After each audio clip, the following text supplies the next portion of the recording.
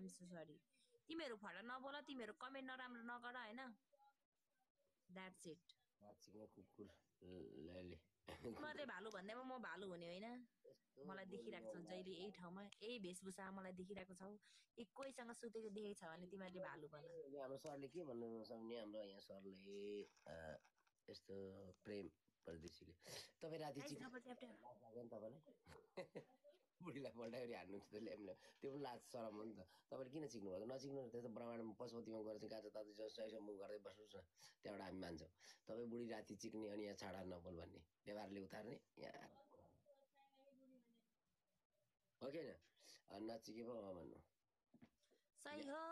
सही हो सही हो सही हो सैला सही हो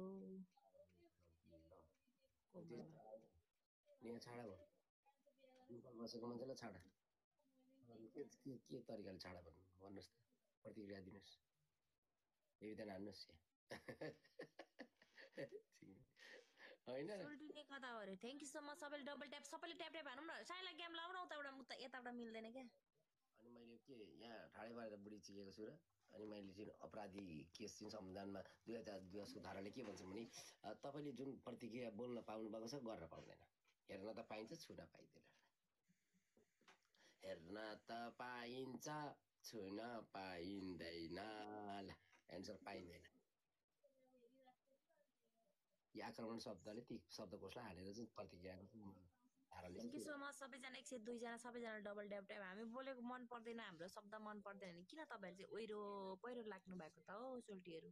अब तपाईँहरूले बोल्ने बाध्य बनाउनुहुन्छ साइलाले नै बोल्छ साइलाले घरिघरि बोलेपछि म नि बोलिहाल्छु कति ठुलो ठुलो लाइभ होस्टरले पनि म्याच चिक्ने जाठा भन्दै खेलिरहेको हुन्छ हौ चिक्नेहरू मुजी हामीलाई के छ तिमीहरूले हो कि साइला भन त त्यो भोटिनी भयो यो अमृत भयो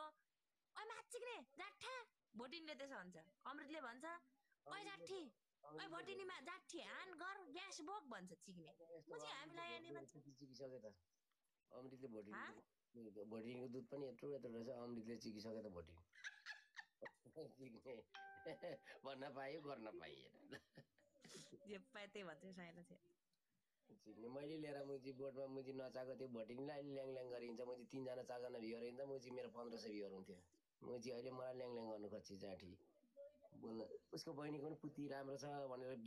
गेममा राखेको होइन 2 जना 2.5 लाख पायो त पुतीमा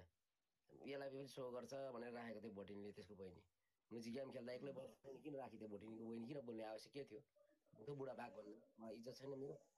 मुजी गाइस सबैले डबल ट्याप हानौँ न 3 गेम हानेर सुत्ने हो सुत्ताले थिएँ साइला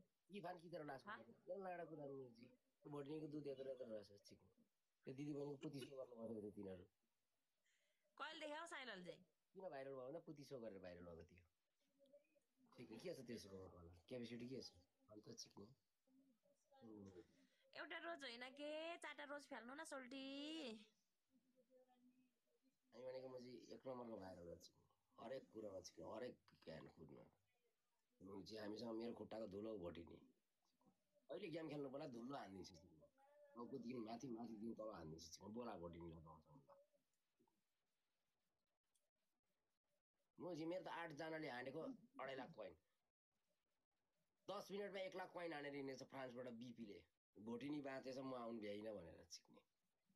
10 मिनटमा 1 लाख कोइन हानेर हिँडेको छ यस्ता मेरो जर्मनी कहाँ गयो यो त युएसए लाई पनि मैले फोन गरेर मेरो एमबिपीलाई पनि 1 घन्टा खेल्नुभन्दा अगाडि 1 घन्टा टाइम अगाडि गइदियो 1 सेकेन्डले त मान्छेलाई असर पार्छ भने 1 घन्टा अगाडि गइदियो खेल्नुभन्दा अगाडि टाइम वर्षमा यहाँ एकचोटि टाइम अगाडि बढ्छ त्यतिखेर पर्दिएको ब्याड लक मेरो गाइस सबैजना गएर मेरो पहिलो भिडियो लाइक कमेन्ट गरेर आउनु ल एउटा मेरो 41 लेभलको गिफ्टरले गाइस सबैले सबै साच्चै जोसेर खेल्नु पर्यो साइला ल ल ल ल गेम साच्चै भएन यार